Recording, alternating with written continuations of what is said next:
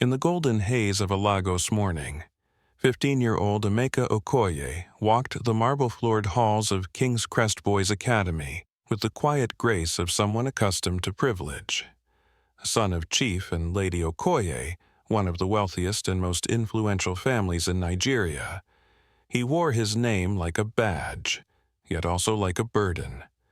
With every firm handshake from a teacher and envious glance from a classmate, expectations coiled around him like a python. But beneath the perfectly knotted tie and polished shoes was a secret, a whisper, a quiet realization that fluttered in his chest like a trapped bird. Emeka had always known he was different, though he lacked the vocabulary to name it. He just knew that the butterflies didn't come when girls giggled at him, but when his best friend Nonso's arm brushed against his in passing. He kept it buried deep, hidden behind the academic trophies and polite smiles. Every morning, Emeka rehearsed his lines. Study hard, smile at girls, be the man your father expects. But each night, he lay in bed staring at the ceiling, wondering if anyone else in the world felt the same ache he did. Life at home in the Okoye mansion was governed by silence and structure. The home was immaculate, a marvel of ivory walls, gold-leafed ceilings, and ancestral paintings. But for Emeka, it was a museum of tension. Every word spoken at the dinner table had the weight of diplomacy. Chief Okoye was not a man to cross. Lady Okoye, poised and elegant, enforced her husband's values with quiet, steely devotion. Emeka learned to walk the corridors like a ghost. His footsteps were soft, his presence muted. The only sound he dared to make was the rustling of pages from the many books he read to escape his reality. He filled his time with schoolwork and chores, all while practicing a performance of normalcy that never quite felt convincing. One evening, Emeka stood at the threshold of his parents' private lounge, unnoticed, and heard his father say, "My son will carry on my legacy. I've built too much to see it fall into weak hands." That was the night Emeka stopped hoping he could ever be his true self under this roof. Emeka's only refuge was his journal, a leather-bound gift from his mother on his 13th birthday. She never suspected what it would come to hold. In its pages, he poured his truth. About the first time he noticed a boy's smile made his heart race. About the shame, the fear, the daydreams he dared not say aloud. Each entry was like a lifeline, tethering him to a self that felt more real than the one everyone else saw. When he wrote, he didn't censor his thoughts or hide behind euphemisms. He wrote about the ache of pretending, the thrill of imagining a life lived freely, and the question that always haunted him: would anyone ever love him for who he truly was? He would often slip a folded letter into the back pocket of his journal, a letter he would never send. A letter to his future self, or perhaps to a future partner, where he imagined writing, "I made it through, I survived, and I found you. It happened one humid afternoon." Emeka had just returned from school, drenched in sweat, and dropped his backpack carelessly on the couch. His phone buzzed. He glanced at the screen, smiled, and typed a quick reply to a classmate who, in truth, meant much more than friendship. Then, distracted by a call from the kitchen, he left the phone unattended. Lady Okoye, ever curious and instinctively suspicious, noticed the device on the cushion. She picked it up. At first, her eyes scanned with innocent curiosity. Then they froze. Her breath hitched. The conversation was unmistakable. There were no euphemisms here, just affection, hope, truth. When Emeka returned, he found his mother sitting still, his phone clutched in her hand, her face pale and unreadable. "What is this?" she asked, her voice sharp and trembling.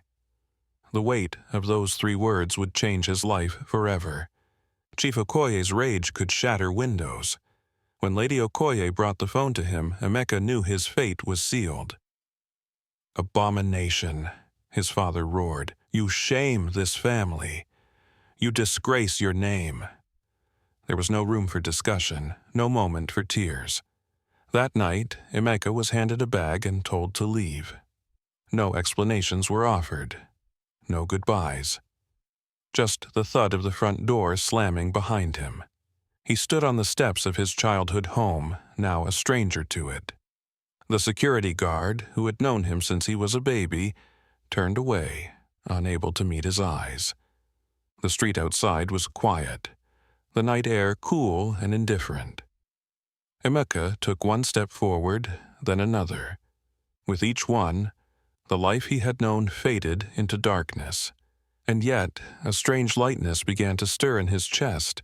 For the first time, he was no longer acting. He was just Emeka. Lagos by night was a different city, unforgiving and fast. Emeka wandered its streets with a plastic bag of belongings and a heart full of hurt. He found a bench near a shut-down bus stop and curled into himself, the cold metal biting through his shirt. The first night, he barely slept. Every sound startled him. Every shadow looked like judgment. But as the days passed, survival kicked in. He learned where to find food left outside restaurants, which parks were safest, and how to make a cardboard mat feel like a mattress. Yet, amid the chaos, kindness flickered. A street vendor offered him a kara and a plastic cup of water. A night cleaner gave him a half-used bottle of soap. Small gestures, but they reminded Emeka that even in a city that had discarded him, he could still find fragments of grace. After weeks of drifting, Emeka reunited with an old classmate, Dami, outside a university campus gate. Dami, now a sophomore and living modestly off campus, recognized Emeka instantly, despite his disheveled state. "You look like you've wrestled with the street and lost," Dami joked gently, then hugged him. Dami offered his couch, no questions asked. His one-bedroom flat was cramped and cluttered with textbooks, but it became Emeka's first true sanctuary. There were nights they stayed up talking, Dami never prying, only offering his presence. Emeka clung to those conversations like lifelines, grateful for a voice that didn't carry judgment. Over time, Dami's friends, fellow misfits and students with open minds, welcomed Emeka as one of their own. For the first time in months, he laughed. He cooked for them with borrowed spices and pan-fried bread. In those simple evenings, over cheap wine and loud debates, Emeka began to remember who he was beyond pain. Emeka needed work. Dami's small allowance couldn't cover 2 mouths. After relentless searching, he landed a dishwashing gig at a tiny bakery tucked between a mechanic's workshop and a hair salon. It was run by a gruff but kind widow named Mama Bola, who wore flour like war paint. The pay was low and the hours long, but the air was warm with the scent of cinnamon and yeast, and that was something. Emeka scrubbed pots and swept floors, eyes always on the oven. When no one was watching, he'd mimic Mama Bola's kneading technique using leftover dough. One evening, she caught him shaping a forgotten lump of bread into neat rolls. She watched silently, then said, "You have hands for this." She tossed him an apron, and from that day, she let him bake alongside her. A new chapter began with the simplest act, kneading dough. The first loaf Emeka ever made was slightly burnt at the edges and too dense in the middle, but it was his.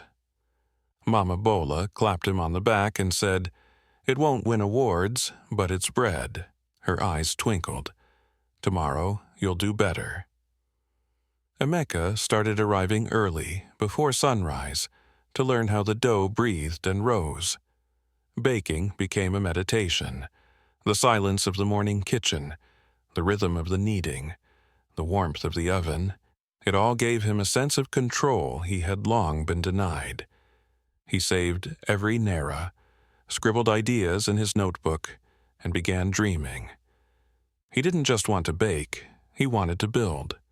Someday, he'd have a bakery of his own, with walls that smelled like cinnamon and freedom. And maybe, just maybe, love. Each morning before dawn, Emeka would walk the 2 miles to Mama Bola's bakery under a velvet sky, pockets empty, mind alive. He moved with purpose now, his fingers instinctively knowing when the dough had risen enough or when the oven heat was just right. Flour dusted his eyelashes like snow. It wasn't just work anymore, it was love. Mama Bola began teaching him more complex recipes, meat pies, puff-puff, coconut rolls. She introduced him to the business side too, sourcing ingredients, budgeting, handling customers. A baker isn't just someone who makes bread, she said. A baker feeds the world. One afternoon, Mama Bola fell ill and handed him the keys. Run the shop today, she whispered. Emeka froze, then nodded. That day, he baked, served, and smiled like the bakery was his own. It was hard, it was beautiful, and it changed him. With Mama Bola's blessing and some savings tucked into an old biscuit tin, Emeka began experimenting at home. Dammy had since moved, and Emeka rented a tiny room where he installed a second-hand oven gifted by a former customer. The space was hot, cramped, and always smelled of vanilla and hope. He started baking for neighbors. Birthday cakes, soft rolls, and meat pies delivered with handwritten thank-you notes. He called his venture Emeka's Oven. Word spread, and soon his weekend orders doubled. He was still washing dishes at the bakery by day, but baking by night, his body tired but his heart on fire. At night, he wrote recipes and imagined menus. He dreamed of a storefront with a glass window painted in warm colors where no one would be turned away, where every loaf would be a declaration. I am still here. I am enough. As his customer base grew, so did his ambition. Emeka knew Lagos was full of possibilities, but it was also full of memories that stung. One customer, an elderly woman from Britain, took a liking to his lemon scones. She loved to talk, and one evening she asked, "Have you ever thought about baking in London? There's a market for magic like yours." The idea lodged itself in his mind. Over the next year, Emeka saved religiously. He applied for a visa with trembling hands, using letters of recommendation from Mama Bola, loyal customers, and even Dammy, now working abroad. When he was finally approved, he wept like a child. Before he left, he knelt before Mama Bola and said, "You saved me." She hugged him tightly, her floury hands cupping his face. "Go feed the world, my son."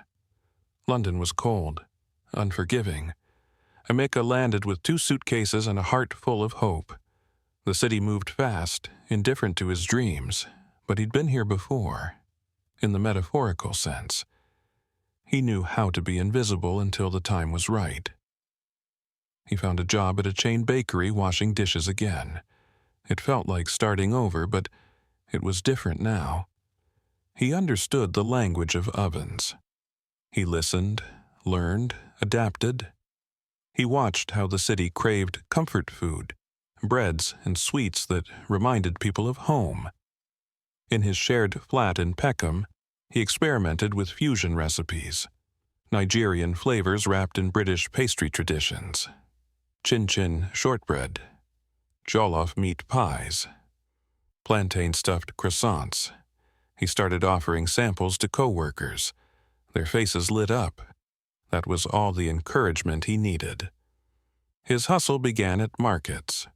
On weekends, Emeka set up a folding table at local food fairs with a handmade sign that read Okoye Bakes, African Fusion Pastries. The name honored both the pain and pride of his origins. At first, people passed him by, but the smell stopped them. The taste brought them back. Social media helped. A single post from a food blogger turned into dozens of orders. He delivered pastries by bike, worked odd jobs in the evenings, and perfected recipes at night. When he wasn't baking, he was watching business tutorials on YouTube and reading about entrepreneurship. One winter morning, Emeka looked at his packed order board and whispered, "We're doing this. Not just surviving, building, dreaming." A small storefront opened up on the corner of Brixton Market. It was run down and smelled of old grease, but Emeka saw more. He saw laughter, warm light, lines out the door. He begged, borrowed, and used every penny he had saved to secure it. Renovations took months. He painted the walls himself, built counters from reclaimed wood, and asked artist friends to design the signage. When Okoye Bakes officially opened, his hands shook as he served his first customer, a young girl who bought a chin-chin cookie and grinned with delight. Word spread quickly. Soon, Emeka had a team, weekend cues, and features in local food magazines. His accent, once a mark of difference, became part of his brand. From Lagos, with love, his posters read. And every day he baked like the world was watching. Emeka received an email from a television producer interested in featuring Okoye Bakes on a local food show. At first, he thought it was a scam. But the cameras arrived, the lights came on, and suddenly he was telling his story to all of London. He spoke about Nigeria, about sleeping in alleys, about the kindness of strangers and the smell of fresh bread as salvation. Viewers flooded his shop the next day. One elderly man hugged him and said, "You remind me of what courage tastes like." His story resonated. Not just the food, but the journey. Emeka was no longer just a baker. He was a voice, a reminder that dreams could rise from dust. Awards began to follow. Emeka was named among London's top young entrepreneurs. His bakery was featured in culinary magazines and even a travel guide for tourists seeking cultural fusion food. But it was never about the fame. He expanded to a second location, then a third. Each one retained its warmth, its open-door policy, its framed photo of Mama Bola in the corner. He hired immigrants, misfits, and dreamers, people who reminded him of himself. One evening, while closing the shop, he looked at the chalkboard wall where customers left messages. In messy handwriting, someone had written, "This bakery made me feel human again." Emeka stood there for a long time, the smell of cinnamon in the air. With success came pressure. A competitor filed a false health violation complaint. Someone tagged his storefront with slurs one night. It shook him, made him remember Nigeria's shadows. He cried in the storeroom. But then his staff, his chosen family, gathered around. They scrubbed the wall clean together. They made cinnamon buns and handed them out for free the next day. Customers showed up in droves, offering flowers and donations. That day, Emeka realized that his dream wasn't just about baking. It was about creating a space where people felt safe, loved, whole. No amount of hate could undo the community he had built with flour, fire, and faith. It was at a charity gala that Emeka met Malik, a tall, soft-spoken graphic designer with eyes that seemed to see through pretense.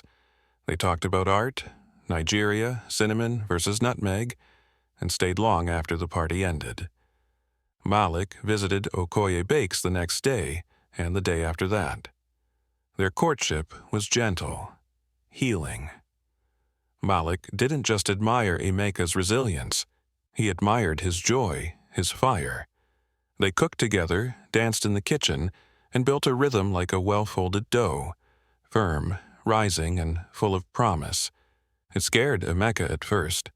Love had cost him everything once, but Malik never pushed. He simply stayed, until Emeka realized he didn't have to hide anymore. He could love. He could be loved. And that changed everything. On the third anniversary of Okoye Bakes, Emeka threw a community party. Music played, children danced. Customers shared their favorite memories. As the evening sun dipped low, Malik stood beside him holding a small velvet box. "I've watched you rise," Malik said, his voice steady. "You built something beautiful from ashes. I don't want to just cheer from the sidelines. I want to build with you." Gasps, laughter, tears. And then Emeka nodded, the kind of nod that holds history. "Yes," he whispered, "yes to all of it." The crowd erupted, and Emeka knew this too was part of the dream. They married in a garden behind the Brixton Bakery, beneath strings of lights and garlands of chin-chin and hibiscus. Mama Bola, too frail to travel, sent a letter that was read aloud. "You are no longer my apprentice. You are my legacy." The wedding cake was 7 tiers of fusion, a symbol of everything Emeka had become. Friends flew in from Nigeria. His sister, once estranged, stood beside him. "I'm proud of you," she whispered. Emeka looked around at the laughter, the warmth, the joy, and then at Malik, whose eyes mirrored his. 20 years after being cast out, he had found his home, and it smelled of vanilla, courage, and rising dough. With Malik by his side, Emeka began to dream even bigger. They launched baking workshops, inviting young immigrants, queer youth, and aspiring chefs from marginalized communities. The bakery became more than a business. It became a sanctuary. Children from the neighborhood ran in and out of the shop like it was their second home. Emeka taught them how to knead dough, how to be patient with the rise, how to love the process. "Baking is just like life," he'd say, "messy but worth it." The walls of Okoye Bakes were covered in thank you notes, drawings, and framed photos of customers turned family. Emeka's story inspired documentaries, speeches, even a book deal, but he stayed grounded, focused on the dough, on the people, on the purpose. One quiet afternoon, Emeka received a letter with a Nigerian postmark. It was from his father. "My son," it began, "I was wrong. Age has a way of revealing the truths we try to bury. It wasn't perfect, it wasn't absolution, but it was something." Emeka read it 3 times before folding it into his wallet. Later that year, he traveled back to Lagos, not to prove anything, but to reconnect. He visited Mama Bola's grave, poured libations, and whispered thanks. He saw his sister again, hugged old friends, and even walked past the gate of his childhood home. He didn't stop. He didn't need to. The boy who left had returned a man. Okoye Bakes expanded across London, and then to Manchester, Birmingham, even Dublin. Each location carried Emeka's story, flavor, and philosophy. "Every loaf tells a story," the company motto read, "and every story deserves a chance to rise."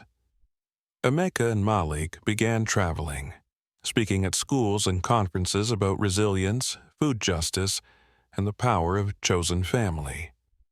Wherever they went, Emeka carried a little jar of chin-chin from his first-ever batch. Looking out the window of their apartment one evening, Emeka held Malik's hand and smiled. "We did it," he said softly. "Not just the bakeries, the life. We made a life." And together they watched the city lights blink like candles on a cake, still warm from the oven. Emeka turned 50, surrounded by laughter, music, and the smell of fresh puff-puff. Malik organized a surprise party, filling the Brixton Bakery with familiar faces from over the years. Former employees, longtime customers, even one of the kids Emeka had once mentored, now a chef with his own restaurant. There were speeches, toasts, and a towering cake shaped like Nigeria. Emeka gave a short, tearful thank you. "I never thought I'd live to see a day like this," he said. "But look at us now." And when the lights dimmed and the crowd sang, he blew out the candles with a smile that reached into his soul. Emeka and Malik adopted a boy named Tay. He was 10 years old, quiet and shy, with a love for drawing loaves of bread and writing poems about sugar. Tay became the heartbeat of their home, curious, brilliant, full of wonder. Emeka taught him to bake, Malik taught him to draw, and together they nurtured a child who had once felt lost. "You're not just our son," Emeka would say at bedtime. "You're the best thing we ever baked." Tay's laughter brought new light into their lives, and as they sat by the fireplace on quiet evenings, Emeka often thought, "This is the joy I never imagined possible." A documentary film about Emeka's life won an international award. He flew to Paris with Malik and Tay, standing on stage in a crisp agbada stitched with cocoa brown and gold. He dedicated the award to every child who's ever been told they don't belong. Back in London, Emeka opened a non-profit arm of Okoye Bakes, providing vocational training and safe housing for LGBTQ+ youth and refugees. He named the center the Rise Project. "Every crust has a story," he told one reporter. "Some just need more time in the oven." The world had given him scars, but now he was leaving behind bridges. In his 60s now, Emeka received word that his father had passed away.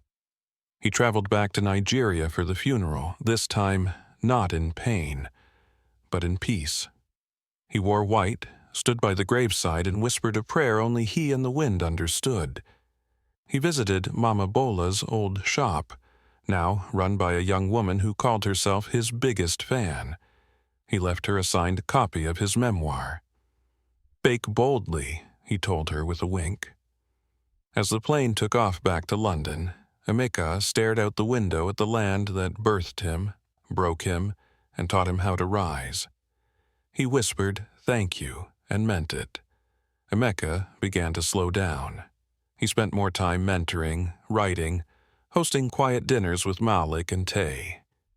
People still asked for his recipes, his secrets, his wisdom. He always said, "Love your ingredients, and forgive yourself if you burn the first batch." Tay, now a teenager, was preparing for university. He had dreams of becoming a culinary historian. "You've taught me everything," he told Emeka one evening.